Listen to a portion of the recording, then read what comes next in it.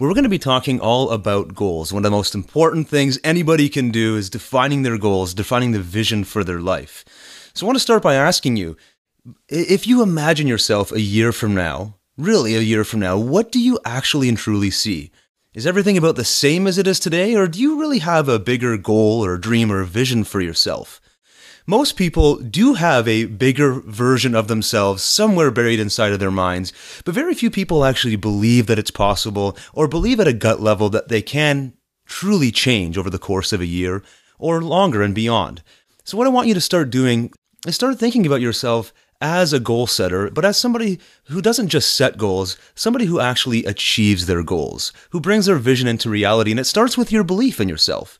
If you believe that whatever you can visualize for yourself, whatever you can image in your mind, that you can in fact bring that into reality, and through the process of effective goal setting, and obviously following through on those goals with effective planning and action taking, then you can begin to make this vision become a reality. Having an overall goal or vision is really vital to your success. Look around at any great achiever, anybody that you really admire, whether it's authors, speakers, writers, great politicians, or anybody, entertainers, you name it. We all see these people for the achievements they've already been able to accomplish in their lifetime. But what we often forget is they started from very humble beginnings, most of them. And their humble beginnings usually began with the thought, the idea, the seed that was planted, which was really just a goal of somewhere they wanted to get to. And you have somewhere that you want to get to, and by setting goals effectively, you can begin planting those seeds to start drawing you towards the future that you ultimately envision for yourself, the one that you really believe that you can have if you're the kind of person that can persist on the action that's required behind these goals. So let's start by saying this. If you haven't done it before, I'm going to ask you to start visualizing your ideal life. And we're going to take it way down the road. We're going to go 10 years into the future. Where do you really want to be in 10 years? It seems at the moment like a long time away. But if you think of 10 years back from now, previously, go back 10 years in your mind and you can see how quickly that time has evolved. Did you do everything in the past 10 years that you think you wanted to achieve? Or do you think you left a lot of stuff out because you didn't plan it effectively, you didn't make it a priority, or you didn't set it as a goal? You'll quickly see, especially as you get older in your life, that 10 years can just fly by and you can miss the boat on a whole bunch of opportunity if you don't correctly plan it. So we want to start thinking about where we want to be 10 years from now, and then moving forward, how can we start to plot and write down goals that will lead us to where we ultimately want to be, our best ideal life? So let's talk about some specific action steps that we're going to be doing. It starts by writing out a detailed vision of your unique life at its most successful. And this is where you can really have a lot of fun. You can sit down and really take the time to think about your ideal life. And here's the problem is most of us never even take a minute to really think about our ideal life, what we actually truly want if we could have anything. Because most of us, let's face it, we're too busy with the day-to-day ongoings of what's happening in our lives. We go to work, maybe we're commuters and we're stuck in traffic for 2 or 3 hours a day, and we got to get the kids to school and to sports, and we have to get the house prepared, and we have to go visit our neighbors and go to family functions, and before we know it, there's no time left to actually do the things that we want to do that are most important to us. And so we often lose touch with this ultimate vision or the things that we truly want at a gut level.